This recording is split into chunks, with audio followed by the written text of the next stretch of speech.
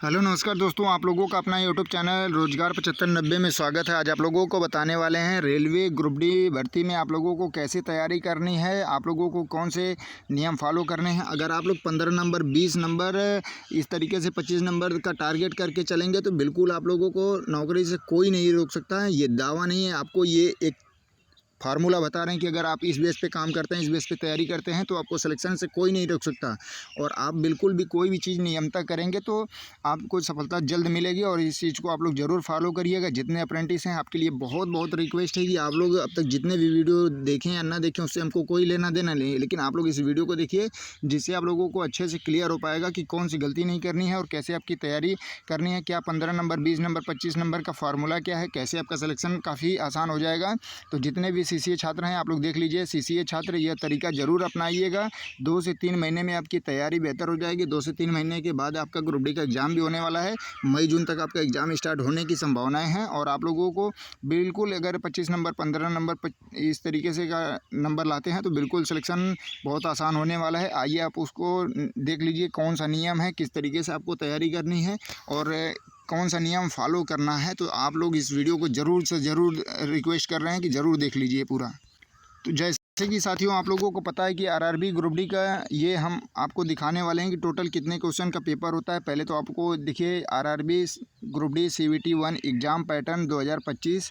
तो इसमें आप लोगों को पता है कि ये आप लोग जो 22,000 की वैकेंसी है 2025 की ही वैकेंसी है। अब 26 में फॉर्म भरा गया है लेकिन ये 25 की ही वैकेंसी काउंट होती है जो 22,000 की वैकेंसी है। और आपको बता देते हैं कि देखिए अगर इस नियम से आप करेंगे तो बिल्कुल भी आपको हर वैकेंसी में, केवल रेलवे में नहीं, हर चीज़ में आपका सिलेक्शन होने से कोई नहीं रोक सकता। तो आपको ये बहुत ज़रूरी है। तो पहले तो आप लोगों को जानना होता है कि कौन सा सिलेबस है, कौन सा चैप्टर है। तो देखिए आप लोग यहाँ पे सब्जेक्ट में आएंगे, फिर यहाँ पे देखेंगे नंबर ऑफ़ क्वेश्चन, कौन से सब्जेक्ट से कितने क्वेश्चन आते हैं, ये चीज़ें आपको यहाँ पे सारा कुछ बताया गया है।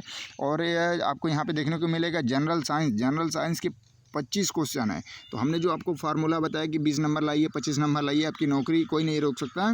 तो यही फार्मूला है कि देखिए जो जनरल साइंस के 25 क्वेश्चन हैं, आप इसमें से 15 क्वेश्चन या मतलब इस तरीके से टारगेट करके चलिए कि 15 क्वेश्चन हमको करना है।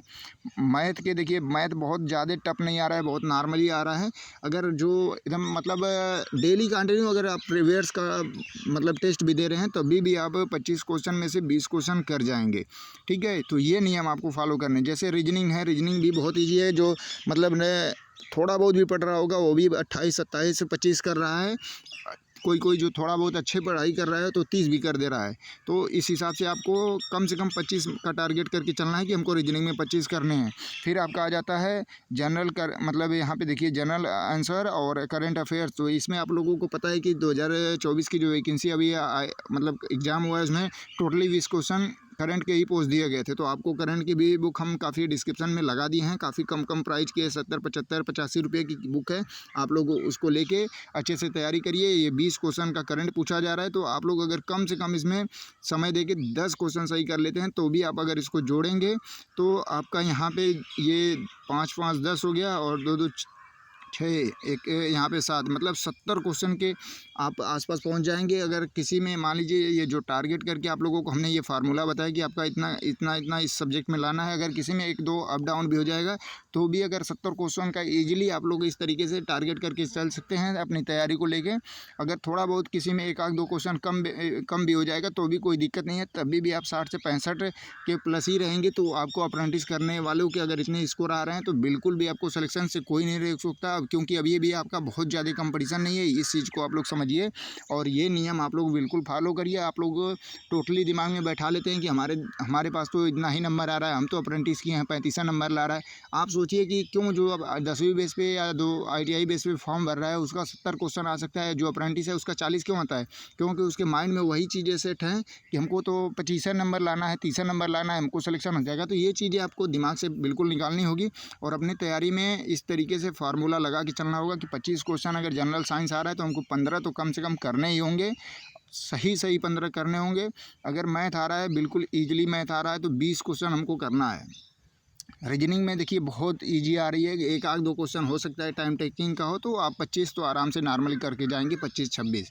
और करंट अफेयर्स में भी अभी आपके पास समय है, 2 से 3 महीने का समय है। आप लोग करंट की बुक ले लीजिए, वहाँ से बिल्कुल बिना किसी पेड प्रमोशन का हमने लिंक लगा दिया है। आप लोग आपको बुक के लिए भटकना ना पड़े, तो आप लोग वहाँ से बुक लेके तैयारी करिए। 10 क्वेश्चन भी आप कर जाएंगे, 8 क्वेश्चन भी कर जाएंगे, तो भी आपका 65 से 70 क्वेश्चन के बीच में आपका एवरेज बन जाएगा और अच्छे से आपकी एग्ज़ाम क्वालिफाई होने के पूरे चांसेज हैं। अगर आप लोग इस नियम को फॉलो करते हैं तो आप लोगों से यही चीज़ें हम बार बार समझाने की कोशिश कर रहे हैं कि आपकी तैयारी ही आपको सिलेक्शन दिला पाएगी। बाकी कोई किसी तरीके से दावा करता है कि आप ये चीज़ें कर लीजिए, वो चीज़ें कर लीजिए, लेकिन ये कुछ नहीं है। जब तक आप तैयारी नहीं करेंगे तब तक आपका सिलेक्शन नहीं होना है। क्योंकि देखिए, जो भी कैंडिडेट हैं तैयारी कर रहे हैं, उनका प्रॉपरली हर वैकेंसियाँ में एग्ज़ाम निकल रहा है। एलपी में भी निकल जा रहा है, टेक्नीशियन भी निकल जा रहा है, ग्रुप डी में भी निकल रहा है। तो ये कारण है कि आप लोग भी इस तरीके से नियम को समझिए और इस तरीके से फॉलो करिए। और इसके बावजूद भी अगर आपको मैथ में कौन सा, ये देखिए, आप प्रीवियस जब सॉल्व करेंगे तो पता चलेगा कि रेलवे कौन से चैप्टर से, कौन से टॉपिक से कितना क्वेश्चन उठाता है। उस टॉपिक को आप लोग देखिए कि आपका वो कितना वीकली है, कितना मतलब कमज़ोर है, उसको आप फोकस करिए। 2 दिन 3 दिन उस पर एक ही चैप्टर पे मतलब लग जाइए, ठीक है। तो इस तरीके से आप लोगों को जब फोकस करेंगे, आपकी मैथ कमज़ोर है उस पर फोकस करिए, रीजनिंग कमज़ोर है, जो चैप्टर है उसको 2-4 दिन फोकस करके लगातार उसी को पढ़ लीजिए।